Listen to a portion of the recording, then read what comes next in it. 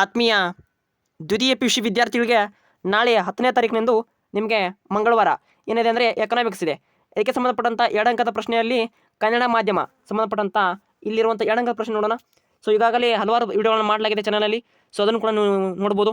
So ಇವತ್ತಿನ ವಿಡಿಯೋದಲ್ಲಿ ಏನು ಮಾಡೋಣ ಅಂದರೆ 2 ಅಂಕದ ಪ್ರಶ್ನೆ ಕುರಿತು ವಿಡಿಯೋನ ನೋಡೋಣ. ಸೊ ಇಲ್ಲಿರುವಂಥ 2 ಅಂಕ ಪ್ರಶ್ನೆ ನಿಮಗೆ ತುಂಬಾ ನಾಳೆ ಹೆಲ್ಪ್ ಆಗ್ತವೆ. ಲಾಸ್ಟ್ ಮೂಮೆಂಟ್ನಲ್ಲಿ ನೋಡ್ಕೊಂಡು ಹೋಗಿ. ಸೊ ವಿಡಿಯೋ ಇಷ್ಟವಾದರೆ ಲೈಕ್ ಮಾಡಿ, ಚಾನಲ್ ಸಬ್ಸ್ಕ್ರೈಬ್ ಮಾಡ್ಕೊಳ್ಳಿ. ಸೊ ಕಮೆಂಟಲ್ಲಿ ಏನಾದರೂ ಸಮಸ್ಯೆ ಮತ್ತು ಡೌಟ್ಸ್ ಇದ್ದರೆ ಕಮೆಂಟ್ ಮಾಡಿ. ಸೊ ಬನ್ನಿ ಬೇಗನೆ ತಿಳ್ಕೊಳ್ಳೋಣ. ಸೊ 1ನೇ ಪ್ರಶ್ನೆ, ಹೆಚ್ಚುವರಿ ಬೇಡಿಕೆ ಮತ್ತು ಕೊರತೆ ಬೇಡಿಕೆನ ಅರ್ಥವನ್ನು ಬರೆಯಿರಿ. ತುಂಬಾ ಇಂಪಾರ್ಟೆಂಟ್ ಇರುತ್ತೆ. ಸೊ ಅಲ್ಲಿ ಹೆಚ್ಚುವರಿ ಬೇಡಿಕೆಯನ್ನು ಅರ್ಥ ಬರೀಬೇಕಾಗುತ್ತೆ. ಸೊ ಹೆಚ್ಚುವರಿ ಬೇಡಿಕೆ ಅಂದರೆ ಸಮತೋಲನ ಮಟ್ಟದ ಉತ್ಪನ್ನವು ಪೂರ್ಣ ಉದ್ಯೋಗದ ಮಟ್ಟಕ್ಕಿಂತ ಹೆಚ್ಚಾಗಿದ್ದರೆ ಆ ಸನ್ನಿವೇಶದಲ್ಲಿ ಹೆಚ್ಚುವರಿ ಬೇಡಿಕೆಯ ಸನ್ನಿವೇಶ ಎಂದು ಕರಿತೀವಿ. ಇದು ದೀರ್ಘಾವಧಿಯಲ್ಲಿ ಬೆಲೆಗೆ ಏರಿಕೆಗೆ ಕಾರಣವಾಗುತ್ತೆ ಅಂತ ಬರಿತೀವಿ. ಓಕೆ.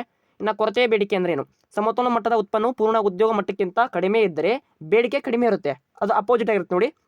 ಈ ಸನ್ನಿವೇಶವನ್ನು ಕೊರತೆ ಬೇಡಿಕೆ ಸನ್ನಿವೇಶ ಅಂತ ಕರಿತೀವಿ. ಇದು ದೀರ್ಘಾವಧಿಯ ಬೆಲೆಗೆ ಇಳಿಕೆಗೆ ಕಾರಣವಾಗುತ್ತೆ. ಓಕೆ. ಇದೊಂದು ಪ್ರಶ್ನೆ ಇಂಪಾರ್ಟೆಂಟ್ ಇರುತ್ತೆ ನೋಡಿ. ಹೂಡಿಕೆ ಗುಣಕದ ಅರ್ಥವನ್ನು ನೀಡಿ ಅದರ ಸೂತ್ರವನ್ನು ತಿಳಿಸಿ. Very important. ಓಕೆ.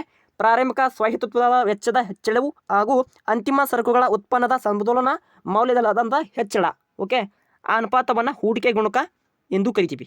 ಅದರ ಸೂತ್ರ ನೋಡ್ಕೊಳ್ಳಿ. ಸೊ ನೆಕ್ಸ್ಟ್, ಮಿತವ್ಯಯದ ವಿರುದ್ಧಾಭ್ಯಾಸದ ಅರ್ಥವನ್ನು ಬರೀರಿ. Very important. ಒಂದು ಆರ್ಥಿಕತೆಯ ಎಲ್ಲ ಜನರು ಉಳಿತಾಯ ಮಾಡುವಂಥ ಆದಾಯವನ್ನು ಏನು ಮಾಡ್ತಾರೆ ಅಂದರೆ ಅನುಪಾತವನ್ನು ಹೆಚ್ಚಿಸ್ತಾರೆ. ಆರ್ಥಿಕತೆಯ ಉಳಿತಾಯದಲ್ಲಿ ಒಟ್ಟು ಮೌಲ್ಯದ ಹೆಚ್ಚಲಾಗದರೆ ಬದಲಿಗೆ ಕಡಿಮೆ ಆಗುತ್ತೆ, ಹಾಗೂ ಬದಲಾಗದೇ ಇರ್ಬೋದು ಅಥವಾ ಹೆಚ್ಚಾಗ್ಬೋದು.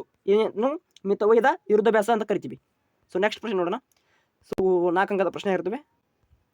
ಬಂಡವಾಳ ಖಾತೆ ಭಾಗಗಳ ಪಟವನ್ನು ಬರೆಯಿರಿ. ಚಾಲ್ತಿ ಖಾತೆಯ ಭಾಗಗಳ ಪಟ ಬರೆಯಿರೋದು. ಸೊ ಇಲ್ಲಿ ಅಂತಿಮ ಸರಕುಗಳು ಎಂದ್ರೇನು ಏನೆಂದು ಅರ್ಥೈಸುವಿರಿ ಪ್ರಶ್ನೆ ಇದೆ. CPI ವಿಸ್ತರಿಸಿ ಬರೆಯಿರಿ. 1 ಅಂಕದ ಪ್ರಶ್ನೆ ಇಂಪಾರ್ಟೆಂಟ್ ನೋಡಿ. ಗ್ರಾಹಕ ಬೆಲೆ ಸೂಚ್ಯಂಕ ಕನ್ಸ್ಯೂಮರ್ ಪ್ರೈಸ್ ಇಂಡೆಕ್ಸ್ ಆಗಿರುತ್ತೆ. ಓಕೆ. ನಿವ್ವಳ ಮೌಲ್ಯವರ್ಧನೆಯನ್ನು ಹೇಗೆ ಪಡಿತೀವಿ? ತುಂಬಾ ಇಂಪಾರ್ಟೆಂಟ್ ಇರುತ್ತೆ. ಸೊ ಒಟ್ಟು ಮೌಲ್ಯವರ್ಧನೆಯಲ್ಲಿ ಸವಕಳಿ ವೆಚ್ಚವನ್ನು ಕಳೆಯುವ ಮೂಲಕ ನಿವ್ವಳ ಮೌಲ್ಯವರ್ಧನೆಯನ್ನು ಪಡೆಯಲಾಗುತ್ತೆ ಅಂತ ಹೇಳಬೇಕಾಗತ್ತೆ ಪ್ರತಿಯೊಬ್ಬ ವಿದ್ಯಾರ್ಥಿಗಳು ನೋಡ್ಕೊಳ್ಳಿ.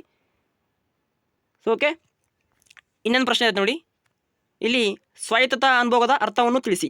ಆದಾಯವನ್ನು ಅವಲಂಬಿಸದೆ ಆದಾಯದಿಂದ ಸ್ವತಂತ್ರವಾಗಿರುವಂಥ ಅನುಭವವನ್ನು ಸ್ವಾಯತ್ತತ್ವ ಅಂತ ಕರಿತೀವಿ. C ಬಾರ್ ಅಂತ ಕರಿತೀವಿ ನೋಡಿ. ಸೊ ಅಷ್ಟು ನೋಡ್ಕೊಳ್ಳಿ. ಇನ್ನು ಪೂರ್ಣ ಅಂದರೆ ಉದ್ಯೋಗ ಮಟ್ಟಕ್ಕಿಂತ ಆದಾಯ ಅರ್ಥವನ್ನು ಬರೆಯಿರಿ. ಸಮಗ್ರ ಬೇಡಿಕೆ ಮೇಲೆ ಪ್ರಭಾವ ಇರುವಂಥ 2 ಕೋಶೀಯ ಚಲಕಗಳನ್ನು ತಿಳಿಸಿ. ಅಂದರೆ ತೆರಿಗೆ ಮತ್ತು ಸರ್ಕಾರದ ವೆಚ್ಚ. ಹಾಗೆ ಬೇರೆಲ್ಲ ಪ್ರಶ್ನೆಗಳು ಬರ್ತವೆ ಎಕ್ಸಾಮ್ಗೆ, ಅಷ್ಟು ನೋಡ್ಕೊಳ್ಳಿ. ಇಲ್ಲಿ ಮುಂಗಡ ಪತ್ರ ತಯಾರಿಸೋದಿರ್ಬೋದು. ಸೊ ಹಾಗೆ ಅನೇಕ ಪ್ರಶ್ನೆಗಳು ನಿಮಗೆ ಬರ್ತವೆ. ಸೊ ಅವು ನೋಡ್ಕೊಳ್ಳಿ. ಸೊ ಓಕೆ, ನಾಳೆ ಇಷ್ಟು ಓದ್ಕೊಳ್ಳಿ. ತುಂಬ ಇಂಪಾರ್ಟೆಂಟ್ ಇರುತ್ತೆ ನೋಡಿ 2 ಅಂಕದ ಪ್ರಶ್ನೆಗಳು. ಹಾಗೆ ಹಣದ 2 ಕಾರ್ಯಗಳು ನೋಡಿ.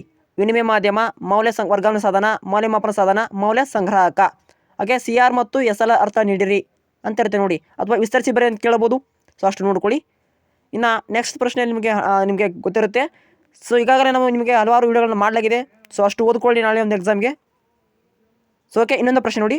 ದಾಸ್ತಾನು ಮತ್ತು ಹರಿವು, ಸ್ಟಾಕ್ ಆ್ಯಂಡ್ ಫ್ಲೋ, ಇಂಗ್ಲೀಷ್ ಮೀಡಿಯಮಲ್ಲಿ ಓದ್ಕೊಳ್ಳಿ. ಹಾಗೆ ಬಾಹ್ಯತೆ ಕುರಿತು ಎಂದರೇನು 2 ವಿಧಾನ ತಿಳಿಸಿ. ಧನಾತ್ಮಕ ಬಾಹ್ಯತೆ ಮತ್ತು ಋಣಾತ್ಮಕ ಬಾಹ್ಯತೆ. ಅನುಭೋಗ್ಯ ಸರಕುಗಳು ಮತ್ತು ಬಂಡವಾಳ ಸರಕುಗಳ ನಡುವಿನ ವ್ಯತ್ಯಾಸ ಇರ್ಬೋದು. GDPಯ ರಾಷ್ಟ್ರೀಯ ವರಮಾನದ 3 ಮಾಪನ ಮಾಡುವಂಥ ವಿಧಾನಗಳಿರ್ಬೋದು. ಓಕೆ.